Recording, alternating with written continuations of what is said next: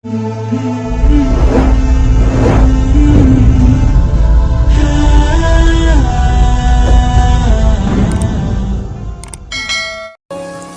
Allah kepada orang yang berdoa. Makanya doa itu benar-benar senjata orang mukmin, melebihi senjata apapun yang dimiliki oleh seseorang. Paling dahsyat itu kalau punya doa. Jadi kalau orang yakin kepada Allah, maka dan keyakinan dia kepada Allah lebih besar daripada keyakinan dia kepada apapun, maka selama dia masih bisa berdoa kepada Allah, dia tenang. Ada masalah dikit, oh Ilahi. Ada masalah dikit, Ilahi. Ada masalah dikit, Rabbi. Terus saja.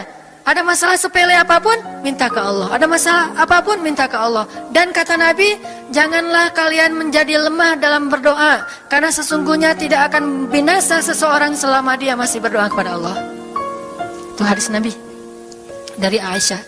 Janganlah kalian menjadi lemah dalam berdoa, artinya jadi pundung, jadi putus asa dalam berdoa, karena tidak akan binasa seseorang selama dia masih berdoa kepada Allah Subhanahu wa taala. Jadi kalau kita masih terus mengharap dan meminta kepada Allah, kita nggak akan binasa, kita nggak akan kalah, kita nggak akan rugi. Dan kata para ulama, segala sesuatu di dunia ini akan pergi dan tidak kembali. Ini clue penting nih, bisa dicatat. Segala sesuatu di dunia ini akan pergi dan tidak akan kembali kecuali doa. Dia pergi dan dia pasti akan kembali. Segala sesuatu kalau udah pergi di dunia ini nggak akan kembali lagi. Kalau pergi di sini maksudnya pergi kepada Allah. Tapi kalau doa pergi ke Allah, dia pasti akan balik lagi kepada yang meminta. Satu-satunya yang pergi ke Allah dan kembali di dunia ini hanyalah doa. Makanya ayat ini kalau kita kasih judul adalah janji Allah kepada hambanya yang berdoa. Allah berjanji, apa kata Allah? Inni qaribun. Aku itu dekat. Maksudnya nggak mungkin aku nggak dengar doa kalian. Begitu kita berdoa, kita pikir Allah dengar nggak ya? Jangan-jangan kok doa saya belum diijabah, kayaknya Allah nggak dengar yang kemarin, saya harus keraskan lagi suara saya. Nggak, ini qarib. Arti ini qarib, aku itu dengar banget apa yang kamu ucapkan. Nggak usah diucapkan, di dalam hati aja Allah udah dengar. Siapa yang pernah berdoa di dalam hati terus langsung Allah ijabah? Rasulullah. Coba teman-teman buka awal juz kedua. Ayat surat Al-Baqarah ayat 144. Itu gara-gara Nabi ada harapan di dalam hati tapi nggak berani ngomong gitu ke Allah. Cuma dipendam di dalam hati doang. Tapi langsung diijabah oleh Allah. Ayat surat Al-Baqarah ayat 144. Allah berfirman, "Qad nara taqalluba wajhika fis samaa, فلنولينك قبلة ترضاها فول وجهك شطر المسجد الحرام وحيث ما كنتم فولوا وجوهكم شطره وإن الذين أوتوا الكتاب ليعلمون أنه الحق من ربهم وما الله بغافل عما يعملون."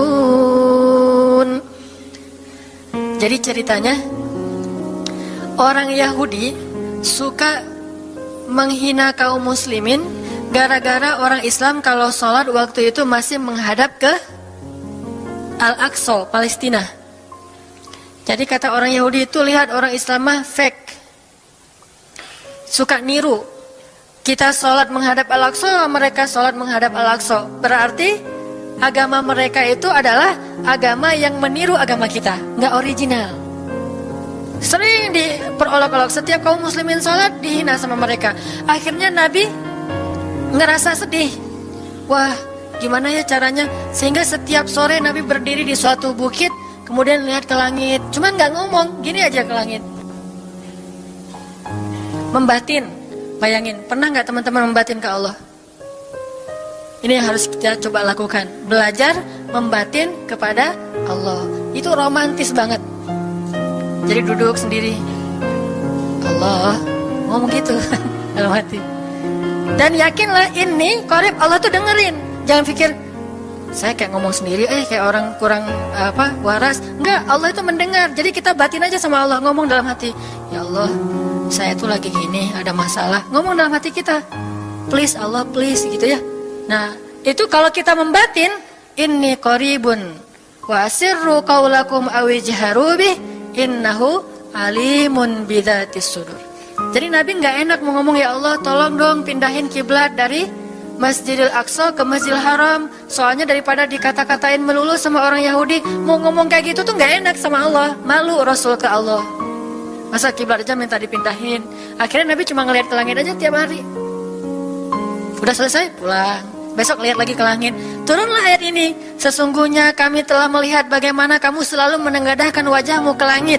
Maka kami palingkan kiblat ke arah yang kamu sukai. Coba lihat.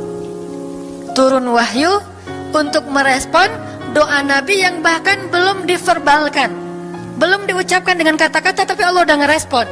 Gimana caranya biar kita bisa kayak gitu? Lihat seorang cewek cantik, kayaknya kerudungnya solehah gitu ya, kuliahnya di UIN misalnya atau di pesantren mana gitu. Ternyata pas kita tanya-tanya ke teman-teman kita, oh dia tuh lagi belajar Al-Quran di masjid, sekarang lagi hijrah banget, bahkan udah hafal juz amma, juz 30, Masya Allah. Terus dalam hati, aduh, ini kayaknya cocok menjadi ibu bagi anak-anak saya. Wih. Tapi dalam hati kan nggak berani ngomong nih. Tiba-tiba dapat berita, dia masih jomblo juga loh, belum ada apa-apa, nggak ada ikatan sama siapa-siapa. Oh gitu, membatin lagi, ya Allah, bisa nggak ya saya datang ke rumah dia. Tiba-tiba kita ngelewat, ketemu dia lagi benerin motor, lagi parkir motor depan rumah dia. Si Neng itu ternyata rumahnya di sini. Ternyata tetangga. Ada aja jalan tuh Allah mempertemukan. Allah tahu isi hati kita. Bisa nggak caranya sespontan itu? Gampang. Pengen sesuatu, Allah kasih. Padahal kita belum minta. Ini kan keajaiban doa nih. Cuman kita seringnya ngerasa udah minta berkali-kali kok nggak dikasih-kasih. Kita belajar sekarang. Rasul nggak usah minta pakai verbal, cuman membatin doang dalam hati, Allah udah ngasih. Pernah nggak teman-teman ngerasa kayak gitu? Ada kepengen sesuatu, tiba-tiba terwujud. Pernah kan? Tapi kepengennya yang baik-baik. Pengen misalnya, aduh, saya pengen banget umroh, cuman mau ngomong kayak gitu mah, saya mah orangnya kayaknya nggak mungkin bisa umroh kalau ngandalin harta. Orangnya nggak mampu, kerjanya juga pas-pasan, gimana mau umroh, untuk makan aja susah. Tapi pengen banget dalam hati kita. Dan itu rindunya tuh rindu banget. Setiap kali ngelihat video atau tayangan di TV tentang umroh dan haji, menitikkan air mata. Saking kangennya ke Baitullah. Allah tahu itu dalam hati kita. Tiba-tiba ada jalan. Ada aja jalannya. Dan bisa dikasih sedekah, bisa juga hadiah, bisa juga door prize, bisa juga macam-macam. Pokoknya ada jalan aja, tiba-tiba bisa umroh. Dan saya sering banget membawa orang umroh. Di antara jamaah itu selalu ada 1 atau 2 orang yang umrohnya itu miracle, keajaiban dari Allah. Ketika saya cari tahu alasannya apa, ternyata emang dia dari dulu pengen banget umroh, cuman nggak bisa ngandelin hartanya. Allah kasih jalan yang lain. Bukankah Allah itu memampukan yang diundang, bukan mengundang yang mampu? Kan itu yang sering kita dengar kan? Allah tidak mengundang yang mampu, tetapi memampukan yang diundang. Kalau udah Allah undang, pasti mampu. Kalau Allah nggak ngundang, walaupun dia mampu nggak akan bisa. Jadi Allah bukan mengundang yang mampu, tetapi memampukan yang diundang. Sehingga kita kalau hati kita kayaknya pantas diundang, Allah undang tuh. Begitu juga dalam urusan rezeki. Aduh, saya pengen kerjaan yang kerjaannya itu lebih halal, lebih nyaman, bisa sholat berjamaah tepat waktu, ada waktu juga buat keluarga, bisa juga berdakwah ke teman-teman. Akhirnya membatin kita itu karena kuat banget, Allah wujudkan. Ini artinya Allah qaribun, Allah maha dekat. Sehingga kalau kita pengen doa kita itu powerful, belajar dari as-siqah billah.